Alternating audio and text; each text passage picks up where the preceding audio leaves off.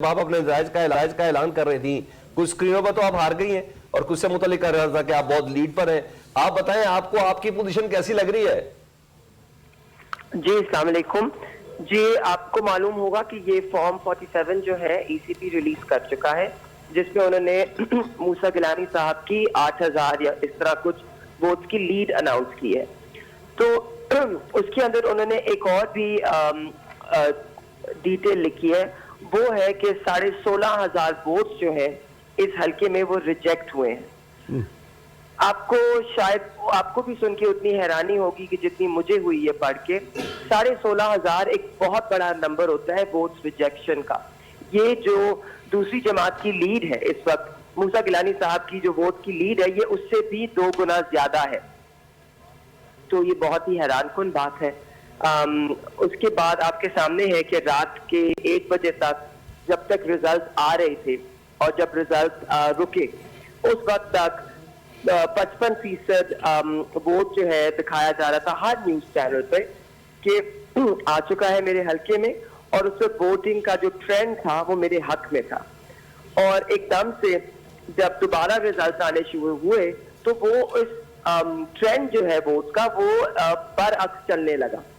और अगर ऐसा होता भी है तो हैरानकुन बात यह है कि जब 45% आपका पोलिंग स्टेशन के रिजल्ट रह गए हो, उसके अंदर अगर ट्रेंड बिल्कुल ऑपोजिट चलने लग जाए तो ये सिर्फ तब मुमकिन होता है कि आपकी 16,000 की लीड जो है वो डिफीट में तब्दील हो जाए, जब उन 45% पोलिंग स्टेशन से आपको एक भी वोट ना पड़ा हो और आपके मुखालफों को लगभग 30 से 40,000 वोट पड़ा हो। तो और 30 मिला के मतलब 60,000 वोट पड़ा है, 60,000 में से मुझे एक भी वोट नहीं पड़ा, तो तब जाके शायद ये नंबर्स ऐड अप करते हैं। आप जानते हैं नंबर्स का जहान एक और ही होता है, और जब आप नंबर्स को अंदर जाके उनमें ट्रेंड्स देखें, और डेटा कभी झूठ नहीं बोलता। महर बानो साहिबा, आप आरओ ऑफिस नहीं गई थी? जितनी चीजें आप हमें बता रही हैं, तो कल रात क्या आप आरओ ऑफिस गई? उन्होंने बताया कि ये सब हो रहा है हमारे पास? मैं आरओ ऑफिस गई थी रात को। मुझे पहले उन्होंने एक नाके पे रोक दिया, कहा जी कोई अंदर नहीं जा सकता, आगे किसी को इजाजत नहीं है। तो मैंने इनको कहा मगर मैं कैंडिडेट हूँ, मुझे अंदर जाने की इजाजत है। तो उन्होंने कहा नहीं मैडम आप नहीं जा सकती, और यहाँ पे उन्होंने टेयर गैस का भी बंदोबस्त किया हुआ है, तो यहाँ पे बड़ी नफरी है, आप चली जाए। हम दूसरे रास्ते से गए तो दूसरी तरफ से हमें शायद गेट तक एक्सेस मिले। हम गेट तक पहुंचे और वहां पर उन्होंने मुझे बताया कि मैडम मैं आपसे बड़ी इज्जत से पेश आ रहा हूँ, मैं आपको बता रहा हूँ आप आगे नहीं जा सकती, कैंडिडेट को अलाउड नहीं है। जब मैंने उनसे पूछा कि ये ईसीपी का कौन सा कानून है जो मुझे इस बात की इजाजत नहीं देता, तो उनके पास जवाब नहीं था। जवाब नहीं था। मेहरबान साहब, आपका अगला लाहे में क्या होगा? और गिलानी साहब, एक second please let me speak. अगला लाहे में क्या? डोगर साहब और गिलानी साहब अंदर मौजूद हैं। तो उन्होंने कहा मगर आप अंदर नहीं जा सकती। तो हम रुके रहे वहां, मैं कोई 40 मिनट बाहर इंतजार करती रही, मगर उनके रवैये में कोई तब्दीली नहीं है।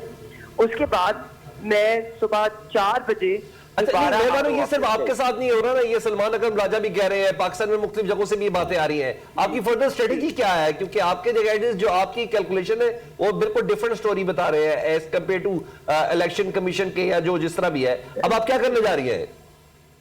जी देखिए, इस वक्त हम सारा डेटा अपना कोलेट करें। बिल्कुल मेरी स्ट्रैटेजी है कि हम एक कानूनी रास्ता लेके हम इसे अपील करेंगे, हम रिकाउंट के लिए जाएंगे।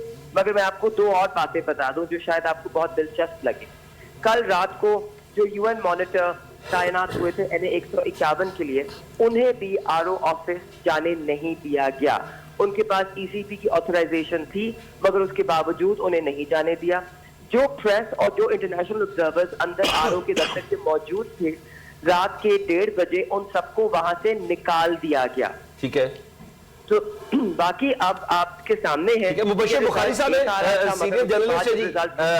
महर साहब, मुबश्शिर बुखारी साहब आपसे कोई सवाल करना चाह रहे हैं? बिल्कुल बरक्स आना शुरू हो जाता है। जी मुबश्शिर भाई।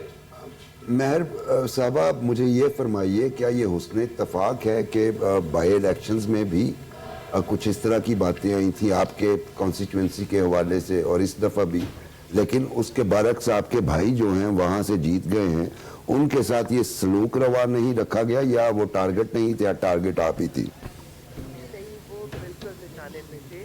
उनके हल्के में उनके रिजल्ट भी रोक दिए गए थे, मगर जब मैं आरओ ऑफिस में खुद गई सुबह 4 बजे से लेके हमें 6:30 बजे तक मैं आरओ के दफ्तर की थी, मैं उनके जो 150 के आरओ हैं उनसे भी मिली, तो उन्होंने मुझे कहा कि जी बहुत बड़ी लीड है, जो कहने का मतलब था कि इसको हम अगर चाहें भी तो कुछ हो नहीं पा रहा, क्योंकि आपको आपके सामने है वो 50,000 की लीड से जीते हैं, मगर हमारा मानना है, हमारी कैलकुलेशन के मुताबिक उनकी लीड 80,000 वोट की थी।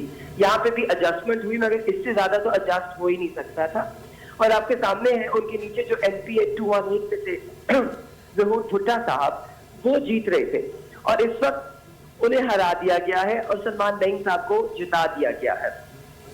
तो यकीनन वहां पर भी एडजस्टमेंट हुई है, मगर 80,000 वोट के साथ खेलना बिल्कुल नामुमकिन होता है, तो जैन की लीड बरकरार रही। मगर जब आपने एक हसीन इत्तेफाक की अगर बात करनी है तो मैं आपको ये भी बताती चलूं, आपको याद होगा कि बाय इलेक्शन में मैंने 85,000 वोट निकाला। आप जनरल इलेक्शन में जब सबके सामने है कि पाकिस्तान तहरीक इंसाफ की मकबूलियत भी कई गुना बढ़ चुकी थी, जब हमारा वोटर भी कहीं ज्यादा मोबिलाइज था, कहीं ज्यादा चार्ज था, कहीं ज्यादा पुरजोश था वोट डालने के लिए, उसमें आप देखिए कि मेरा जो वोट है टोटल वो 71,000 से नीचे आ जाता है। मतलब मेरा वोट जो है बाई इलेक्शन से 14,000 कम भी दिखाया जा रहा है इस वक्त। तो सही। मुझे वाकई ताजुब हो रहा है ये नंबर देख के। जैसे कि आप कह रही हैं 16,500 वोट्स आपके जो हैं वो रद्द कर दिए गए, उन्हें जाया कर दिया गया, कैंसिल हो गए, और दीगर वो आजाद उम्मीदवार जिन्हें आरओ ऑफिस नहीं जाने दिया गया, आपका उनसे कांटेक्ट हुआ? क्या कोई मुश्तरका तौर पर लाहे अमल बनाया जाएगा, कोई कानूनी चाराजोई की जाएगी? जी इस वक्त तो कांटेक्ट नहीं हुआ, सब मशरूफ है कि वो अपनी तरफ से पहले डेटा कंपाइल करें, और बिल्कुल जरूर अगर हमें इस तरह की ट्रेंड बहुत वाज़ेह तौर पे नजर आते हैं तो हम एक जमात के तौर पर भी इसको आगे लेकर जाएंगे। थैंक यू, बहुत शुक्रिया मेहरबान कुरैशी, आप हमारे साथ ही